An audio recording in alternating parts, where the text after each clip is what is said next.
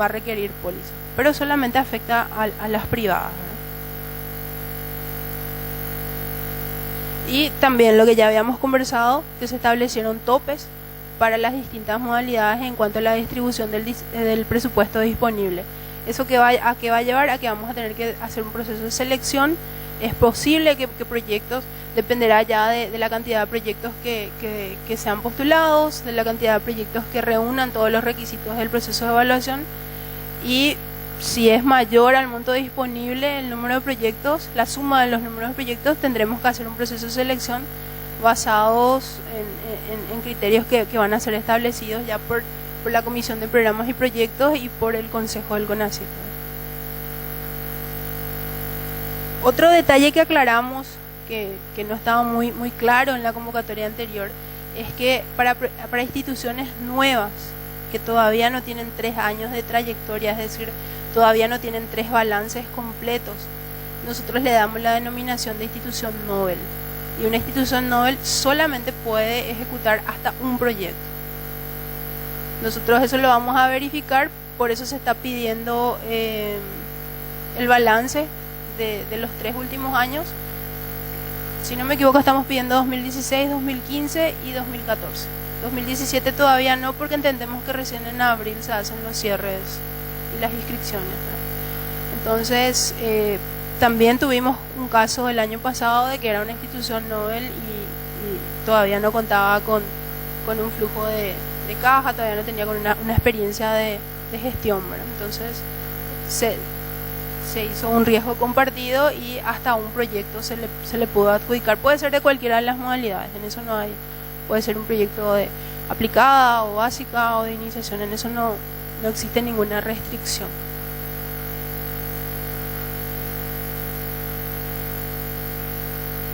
Mantenemos el pedido de contrapartida para el caso de los presupuestos. Sobre el monto solicitado al CONACYT, existe un 10% que la institución proponente tiene que prever. Dentro de ese 10%, el 50% puede ser incremental y el otro 50% existente también puede ser un 10% de incremental. Eso ya dependerá de la institución.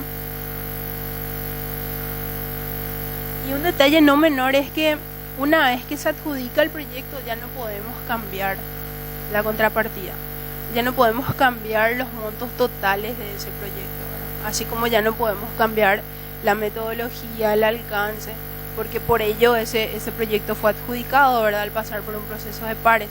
Nos ha sucedido que luego de la adjudicación algunas instituciones nos piden disminuir la contrapartida que van a colocar, porque bueno, en algún momento pensaron en una contrapartida del 30%, del 50%, pero ya no podemos, porque todos estos detalles son insumos de los distintos procesos que están dentro de la etapa de evaluación, ¿verdad? Esto a modo de comentario y un poco de cuáles fueron las lecciones de estos últimos años, ¿verdad? Lo que les mencioné, que para la etapa de ejecución, si ustedes quieren saber cuál es el proceso de firma de contrato, cuál es el proceso de transferencia, cómo se hacen las rendiciones, cuáles son los rubros reconocidos y no reconocidos, tenemos la guía de ejecución. Tenemos una guía de ejecución para instituciones públicas y una guía de ejecución para instituciones privadas. Eso también está dentro del espacio que creamos de la convocatoria en el sitio web del CONACYT. Nos parece muy importante que lo volvemos a repetir en este punto, ¿verdad? Que al cierre de la convocatoria es importante que todos los contratos vigentes estén al día. Es decir, que la institución no tenga ningún tipo de deudas, no es deuda, sino que incumplimiento de contrato. Y un detalle no menor es que nos está sucediendo mucho, es que traten que el investigador principal no sea el director del proyecto. Nosotros tenemos 3 grandes figuras dentro del equipo de investigación de cada una de las propuestas: el director del proyecto, el investigador principal y el director administrativo. Nosotros recomendamos que la figura del director del proyecto no recaiga en el del investigador principal. Es por una experiencia de los últimos años. El director del proyecto es el que se tiene que preocupar del contrato, que se tiene que preocupar de los tiempos, tiene que tener la línea de tiempo de entrega de las rendiciones técnicas, de la línea de tiempo de las rendiciones administrativas, se tiene que pelear con el equipo técnico, con los investigadores y con los administrativos para cuidar cómo se está utilizando el presupuesto.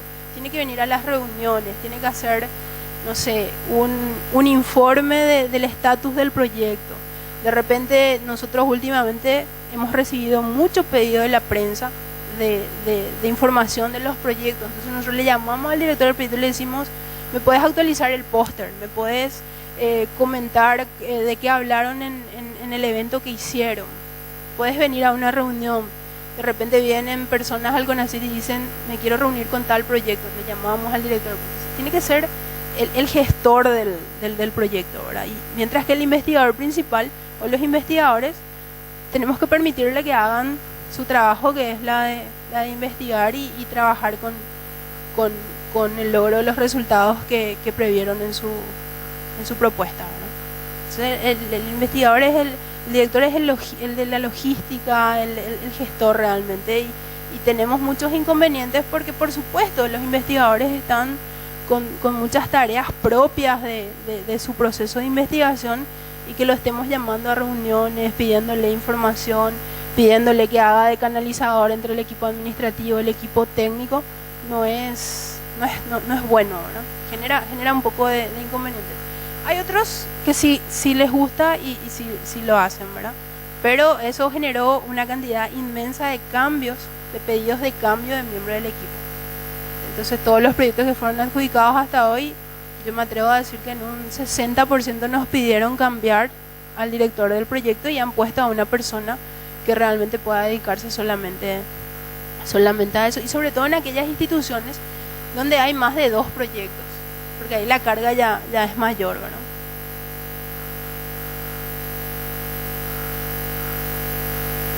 Lo que habíamos hablado, que puedan verificar que su propuesta no contemple resultados que ya están siendo perseguidos en otros proyectos. Para eso les invitamos a que usen la herramienta de datos abiertos.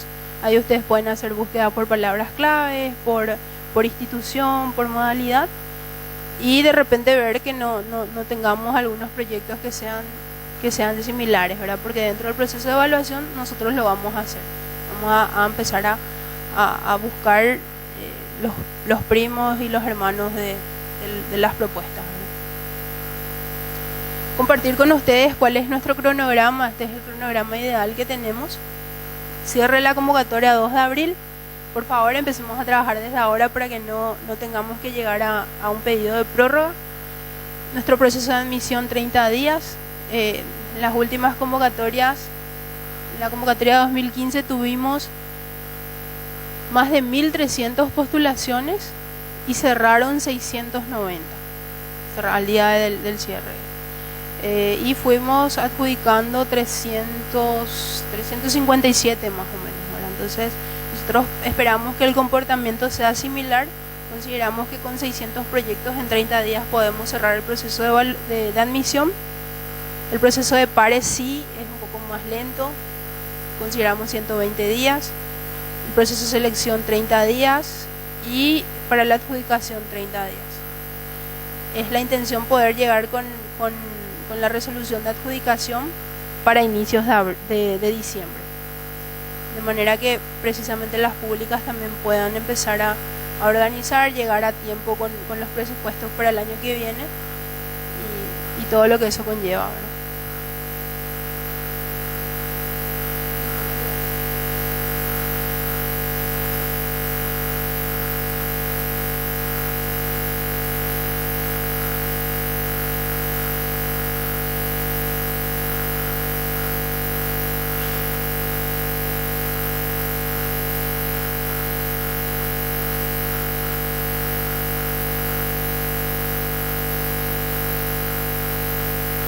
Bueno, en cuanto a los mecanismos de postulación en el sistema SPI, lo primero que tenemos que hacer es entrar a la página web del CONACYT para así entrar en el sistema de postulaciones de instrumentos o SPI. También podemos ingresar a la tarea de la convocatoria 2018. Hacia el margen derecho de la página van a encontrar un icono que dice convocatorias, o arriba en el eje superior, en donde dice programas y proyectos, también pueden buscar al programa Prociencia y desde ahí ingresar a la convocatoria 2018. Cualquiera de las dos formas es válida. Esta sería entrando desde la barra de tarea superior, en programas y proyectos, luego Prociencia, componente 1 que es fomento a la investigación científica y otra vez el 1.1 fondos concursables de proyectos de I+D. Ahí estaría en el link de la convocatoria 2018. Esto es lo que van a ver al entrar desde esa barra de tareas. Tienen que dar clic en cada una de las modalidades para acceder a las guías de bases y condiciones que estuvimos conversando con ustedes y también sobre otros documentos necesarios para la postulación. Es ahí donde van a estar las guías, donde van a poder leer las características de cada una de las modalidades y decidir a cuál de ellas van a postular. Aquí está el icono del SPI. Les pido también que recuerden el icono de arriba del CDPI porque en un rato más vamos a hablar de eso. Tienen que hacer clic y ahí van a automáticamente acceder a una barra de tareas en donde van a poder localizar a la tarea Investigación Convocatoria 2018. Es esa tarea la que tienen que abrir. Al abrir la tarea tienen que hacer clic en postular, ahí se va a desplegar la ventana que tienen aquí y esta ventana en el margen izquierdo están todos los documentos requeridos para la postulación, todos los formularios, así como las secciones donde van a cargar el marco teórico y presupuesto del proyecto. Sí o sí le tienen que dar a los términos y condiciones en ambas consultas sí, y siguiente, que es el botón de color naranja para poder acceder a todos los formularios de postulación. También recuerden que todos los documentos que van a alzar en el proceso de postulación tienen carácter de declaración jurada. Bueno, ya hablando de lo que serían todos los formularios de postulación, las primeras secciones hacen referencia más bien a los datos generales de la propuesta y también de la institución, tanto la proponente como las asociadas o la asociada, si fuese el caso. Tengan por favor en cuenta que si postulan a las modalidades investigación básica o a la modalidad de iniciación de investigadores, no van a poder acceder a dos formularios que se llaman encuadramiento del proyecto 1 y 2. Esos formularios no aplican, esa información no es necesaria en estas modalidades. Entonces, van a acceder, pero van a ver una pantalla en blanco. No se preocupen, no es un error del sistema, es información que en esas dos modalidades no necesitamos. Pero sí para las otras, por eso es que van a poder ver de igual manera. También recuerden, por favor, como les había comentado anteriormente la ingeniera Cintia, tenemos ahora el ROCTI, que es el Registro de Organizaciones de Ciencia, Tecnología e Innovación. Todas las instituciones públicas o privadas que van a postular para esta convocatoria tienen que estar registradas previamente en este módulo. Cuando termine esta parte de postulación, va a llegar el ingeniero Roberto Delgado que les va a explicar más sobre este módulo. Entonces, por eso nada más les menciono para que recuerden. ¿Por qué? Porque si esa organización no se dio el alta previamente en la tarea del ROCTI, en el formulario, en el punto 1.1, cuando quieran seleccionar la institución proponente, su institución no va a figurar en el listado. Si eso sucede, significa que tienen que contactar con los responsables de su institución y solicitarles que se den el alta en el ROCTI.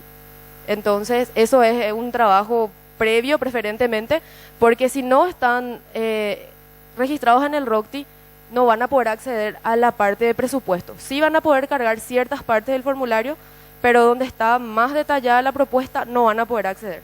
Entonces es mejor hacer este trabajo de manera previa. Luego, llegando al presupuesto, el presupuesto es un icono que está en la barra izquierda de tareas. Al desplegar el presupuesto, hay información que la postulación de por sí ya va a estirar de los formularios anteriores. Por ejemplo, en este caso estamos en la cabecera del presupuesto. Tanto el nombre del proyecto, el código de postulación, la institución y la modalidad es información que ya va a venir porque es algo que ustedes ya cargaron en los primeros formularios. Los demás datos tienen solamente en forma de lectura, no van a poder completar, por ejemplo, objetivo del componente, número de contrato, porque esa es información que se utiliza en caso de adjudicación y es completada por parte del CONACYT. Entonces, no van a poder completar esos campos, no se preocupen por eso. Donde sí tienen que trabajar es en la barra de tareas de color azul, donde están, donde dice objetivos, metas, resultados, objetivos socioeconómicos y equipo. Eso es donde tienen que trabajar. Tampoco en el último icono van a completar, que es contratos y adendas. Esto se entiende porque ustedes todavía no van a tener un contrato en épocas de postulación. Eso es recién en caso de adjudicación. Entonces esto es para que recuerden un poco que la parte de arriba no van a tener que llenar, solamente la parte de abajo. Aquí es muy importante una sección que es la denominada equipo. En este icono van a acceder a las ventanas donde tienen que cargar toda la información referente a los recursos humanos del proyecto, o sea, a cada uno de los investigadores, a cada uno de los componentes del equipo de investigación. En caso de que ya cuenten con el CBPI, por eso les pedía que recuerden el icono del CBPI, va a ser más fácil, porque al acceder a la tarea de equipo, van a digitar su número de cédula y el sistema ya va a estirar su CBPI, sería la última versión que hayan cargado. Y solamente van a llenar los demás datos ya referentes al proyecto, por ejemplo, dedicación semanal, que habíamos hablado sobre las 10 horas, rol en el proyecto, etcétera. Entonces, si no tienen CBPI, tienen que ingresar al link que les había mostrado, al link de CBPI, y ahí registrarse primero y cargar primero su CV para poder postular. Son tareas que pueden hacer al paralelo. Entonces, mientras van postulando, si alguien no tiene CBPI, ya puede ir cargando.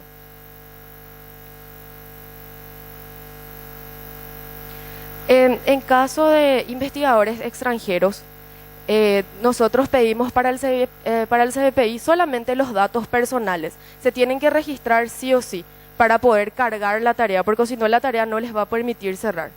Para los extranjeros solamente pedimos datos personales, nombre, apellido, número de cédula, son 6 datos nomás que pedimos. Una vez que tienen eso en el CBPI ya no hace falta cargar nada de trayectoria, formación académica, nada. Solamente que después, abajo del link del CBPI, van a encontrar una celda que dice archivo CV. Los extranjeros tienen que cargar en esa celda el currículum normalizado correspondiente a su país de origen.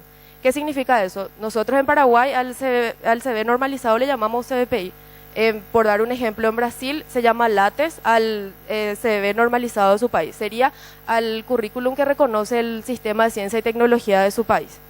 Entonces, eso puede cargar. Ahí sí va a estar ya la información detallada de trayectoria, producción científica, etcétera. Entonces sería para extranjeros solamente registrar en el CBPI y después ya pueden adjuntar el CV en el formato que esté vigente en su país. Todo eso tenemos que hacer en el icono azul denominado equipo. Una vez que terminemos con la carga del presupuesto, del equipo, de todo lo solicitado en esa sección, tenemos que generar los reportes. Una novedad para esta convocatoria, si recordarán los que se postularon en la convocatoria 2015, es que ya no tienen que bajar los PDFs, imprimir, sellar y firmar, volver a escanear y subir a la plataforma. Ya no tienen que hacer eso. Ahora la plataforma va a generar estos reportes a través de lo que ustedes hayan cargado. Y como les había contado, toda la información subida en la plataforma es en carácter de declaración jurada. Entonces, una vez que ustedes finalicen la carga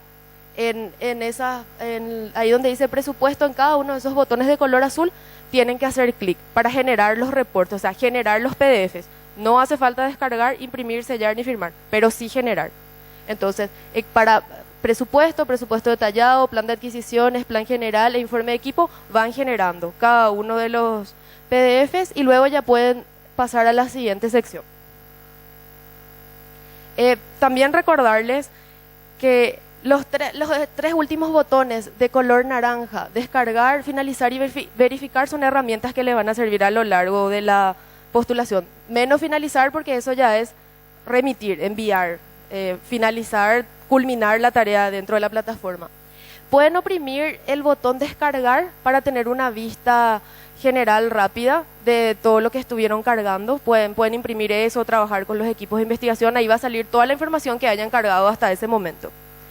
El último que dice verificar, pueden oprimir antes de finalizar para ver si es que alguno de los campos o celdas no han quedado vacíos. Entonces la plataforma les va a emitir una alerta si omitieron completar alguno de los campos. Y por último, finalizar cuando ya terminaron la postulación y quieren enviarla al CONACYT.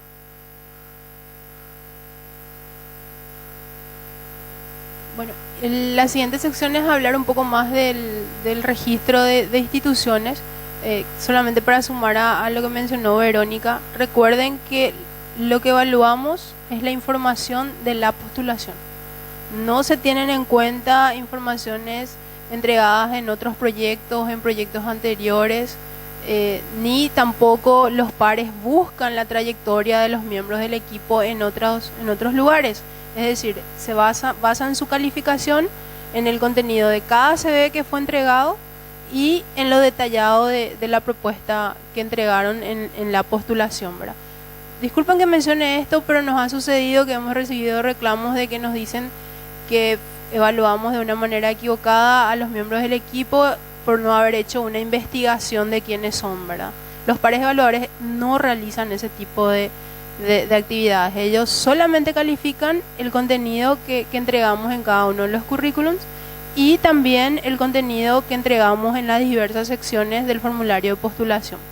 No van a buscar si ustedes están en otras redes o si hay otras redes similares o otros avances o logros que ya hayan tenido en el marco de esa línea de investigación si no fueron declaradas en esta propuesta de proyecto, ¿verdad? Es solo a modo de comentario, ¿verdad? Otro detalle no menor es que recordarles que también dentro del espacio que generamos para la convocatoria tenemos la estructura que pedimos en el formulario de postulación. Yo sé que de repente ustedes van llenando de manera externa al sistema, intercambiando con sus pares, pidiendo algunas consideraciones o trabajando directamente. Entonces lo que hicimos fue sacar toda la estructura para que también sea como ayuda para ustedes. Y todo esto que fuimos mencionando, yo sé que es demasiada información para 2 horas, pero todo lo van a encontrar en la guía de bases y condiciones. También tenemos un instructivo del proceso de postulación, un instructivo del uso de la herramienta ROCTI. El CDPI tiene su propio instructivo de carga, el sistema también para todo lo referido a presupuestos, cómo cargar un nuevo presupuesto, cómo trabajamos las diversas secciones, cómo se utilizan los rubros. Hay un trabajo interesante de lectura previa que hay que hacer y de tiempo que tienen que invertir en comprender un poco la dinámica y luego arrancar con la postulación, ¿verdad? Como les dije, acá está todo: formulario de presentación de la propuesta, las notas, y tratamos de hacer todos los formatos solicitados, preestablecer, por ejemplo, la carta de memorando de entendimiento entre instituciones asociadas, la nota de presentación de la propuesta. Tratamos de darles ya todos los formatos de manera que ustedes puedan empezar a reutilizar directamente, ¿verdad? Aquí también están como documentos de apoyo las guías para instituciones públicas, privadas, el manual, el instructivo. Y recordarles que las consultas las estamos recibiendo a través del correo electrónico investigación@conacit.gov.pe. Les pedimos que por favor tratemos de usar este medio porque todo lo conversado no es evidenciable. Es decir, también en un intercambio, en una comunicación podemos tener percepciones distintas y a veces sucede que de repente explicamos de alguna manera pero se entendió de otra o viceversa, ¿verdad? Y lo que realmente nos va a permitir tener algo claro es el correo electrónico y lo que está escrito, ¿verdad? Entonces les pedimos que por favor, y también es una manera que tenemos nosotros de poder bajar a tierra las consultas, hacer un intercambio, analizar situaciones anteriores y poder escribirles con propiedad la respuesta, ¿verdad? A veces por teléfono, al recibir la consulta, de repente uno puede no estar analizando todas las aristas que eso contempla, ¿verdad? Nosotros tenemos un poquito de break ahí atrás, en caso que quieran estirar un poco las piernas, y ya los compañeros de informática van a seguir con la herramienta de registro de instituciones.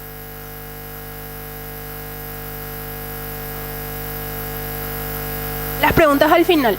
Esto es mientras montamos todo, y después ya nos sentamos otra vez y seguimos, así tenemos mucho tiempo para las preguntas.